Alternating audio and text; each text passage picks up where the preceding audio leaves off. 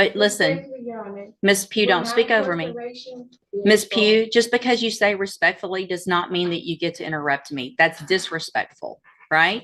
Hang on. Listen, Miss Pugh, stop talking over me. If you want to stop talking over me. Where is the verified claim that is being placed against my trust? You can go back with the bailiff.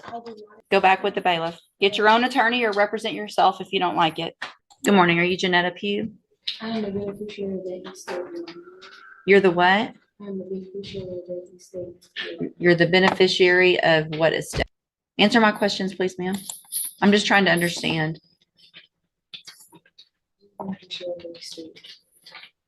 Welcome. Right here is where the sovereign citizen playbook usually kicks in. When she says verified claim against my trust, she's trying to shift the case into this fantasy world where criminal charges are somehow financial contracts. But here's the reality. An indictment is the verified claim. A grand jury already reviewed the evidence and approved it. So let me ask you, do you think she genuinely believes this trust theory, or is she hoping the court gets confused and backs off? Okay. For the record, I recognize Ms. Pugh. She's been here before. I do as well, for the record.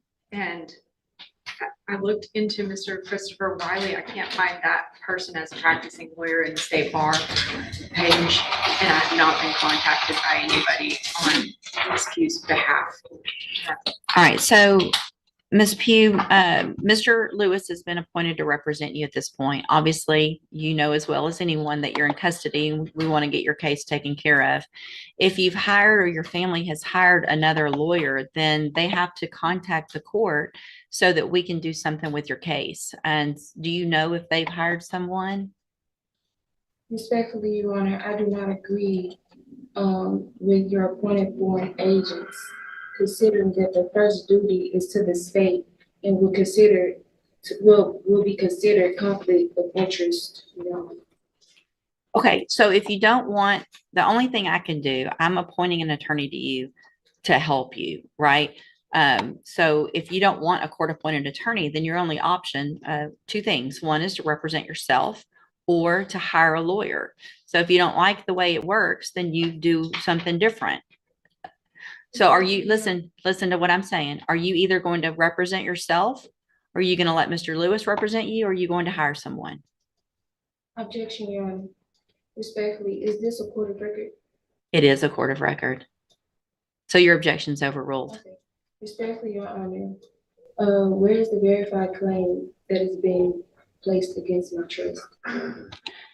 It's right here. It's called an indictment. And Mr. Lewis has a copy of it and he can show it to you. So that would be the verified claim against you. Okay. Your Honor, respectfully, Your Honor, there were writs that was filed to the case that still haven't been received.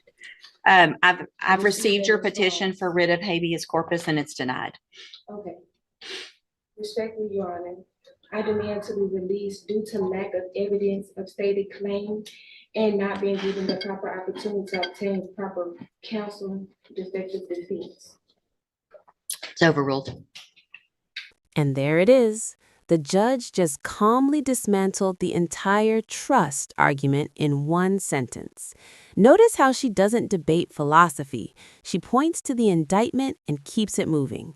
That's courtroom control. No theatrics, no yelling, just facts. Meanwhile, Miss Pugh is trying to run federal court logic in a state criminal case. That's like bringing monopoly money to pay real rent. Okay.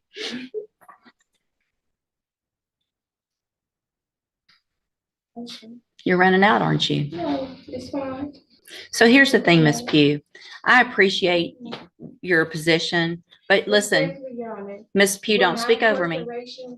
Respectfully, Your Honor, for my incarceration. Miss Pugh, just because you say respectfully does not mean that you get to interrupt me. That's disrespectful, right? Hang on. Listen to me. Everything you have there is overruled. And here's one of the reasons why, is because you have a lawyer. And your lawyer will file the appropriate motion. You're interrupting me again, which is disrespectful. So I'm going to leave Mr. Lewis as your attorney unless you choose to represent yourself or hire someone else. I'm going to give you 2 weeks to determine what you're going to do. You can go back. You can go back with the bailiff. I do not agree or comply to your appointed Go back. agents. You already said that, and that's overruled. Is to the state. Go back with the bailiff. Get your own attorney or represent yourself if you don't like it. Yeah, that was rough to watch, but trust me, it's not over yet. This sovereign citizen actually comes back for another hearing, like she didn't just crash and burn the first time. And don't worry, I've got that one lined up too, because somehow it gets even weirder. Honestly, the judge deserves a trophy or at least a coffee for keeping it together through all of this. Dealing with someone who thinks a homemade legal script holds more weight than actual laws, that's a different level of patience. She's holding it down though, firm when she needs to be, and not totally losing it like most people would. I feel like she's trying to give this girl every chance to come to her senses, but at this point, you just gotta let the train wreck happen. Let me know what you think about the judge's approach so far, and let's go ahead and get into this next hearing and see just how wild it gets. Perfect. So Ms. Pugh, Mr. Jeffries has been appointed to represent you. He's just been given, he's trying to get caught up real quickly on all the information and the discovery in your case. I'm going to reset your case so that he can get all of that. Once he gets it, he'll be out there to go over it with you, and we'll see if we can get an announcement at the next court date. Respectfully, Your Honor, I do not agree to comply with any of your appointed court agents, considering that their first duty is to the state. I understand. We've had this conversation before. Confidential. And for your record, I'll be representing myself. So if you want to represent yourself, there's some things. Ms. Pugh, stop talking over me. If you want to stop talking over me. If you want to represent yourself, then there is a process that we have to go through, and we'll do that today if that's what you want to do. We'll get your case set for trial and we'll go forward that way. It is highly inadvisable for you to represent yourself. Lawyers have many, many years of training. They understand the law. They understand how a trial works, because here's what happens. When you're in a trial and you represent yourself, you're expected to know and follow all of the rules of evidence, all the rules of procedure. And so you're really at a disadvantage if you don't know those things. And so you have to do everything just like the assistant district attorney would. And if you don't, you're going to be in front of a jury and it's going to show, and it's just not going to be, it usually does not work out in your benefit. But I have to go through with you some questions first before we do that. And then if you still want to do that, then there's a couple of things couple of options, and we'll go over those as well. Okay. So I am supposed to ask you, I'm going to go through these questions. I need you to answer them if you want to represent yourself, because this is required. All right. So have you ever studied the law? Okay. Have you ever represented yourself before in any kind of criminal matter? Okay. Do you understand the charges against you? I know we've been accused of. Okay. And so do you know, and we've gone over before, I think, what the range of punishment is if you're found guilty on a jury? Do you know what that is? Let's see. Hold on a second. Let me pull you up here. We'll go over that again as well. The date of that allegations from June 22nd of 2021. And what that means is if you're found guilty, that the range of punishment that the jury could give you is between 2 years as a minimum punishment up to 10 years in prison, anywhere in between. Do you understand? And you answer out loud just for the record. Do I understand? No, I don't understand. What do you not understand about that? I don't understand, Your Honor. So here's the thing. If you want to represent yourself by law, you have to be able to understand these things. Otherwise, I've got to appoint an attorney for you. So you can't just say, I want to represent myself because I don't like the attorney or I don't like the process. This is the process that you're in. I'm not gonna lie, guys, reacting to these sovereign citizens day after day is starting to feel like a brain workout in reverse. Like, I can actually feel the brain cells packing up and leaving every single time one of them opens their mouth. It's not just the nonsense they're spitting, it's the fact that they genuinely believe wasting the court's time is some kind of revolutionary act. These people aren't confused, they're just clogging up a system that already has limited time and resources to deal with actual cases. And honestly, I was fully expecting her to come back with the same little script from the last hearing, but maybe jail time gave her time to rehearse it internally. If she really plans to represent herself again, she might as well start practicing her sentencing speech now. But let's go ahead and jump back in and see how much deeper she wants to dig this hole. You live in Texas, you live in the United States. This is the law that applies to your case. So what do you not understand about the range of punishment if you're found guilty?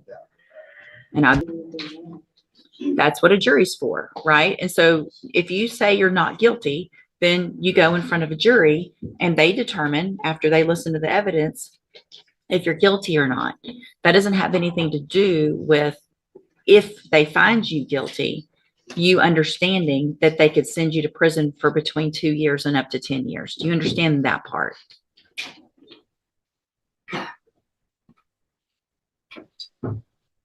What are you, yes or no? No, you don't understand that. So, Ms. Pugh, it's my understanding, I'm not going to allow you to represent yourself because you don't understand the law and the process. So we're on question number 4 out of 15 that I'm supposed to ask you. So Mr. Jeffries is going to stay on your case.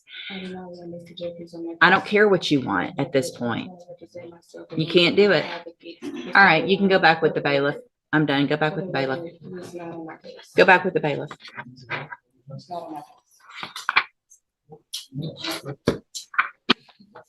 Welcome to the criminal appointment list. Yeah, fun, Judge. This was not meant to be any kind of punishment, I promise.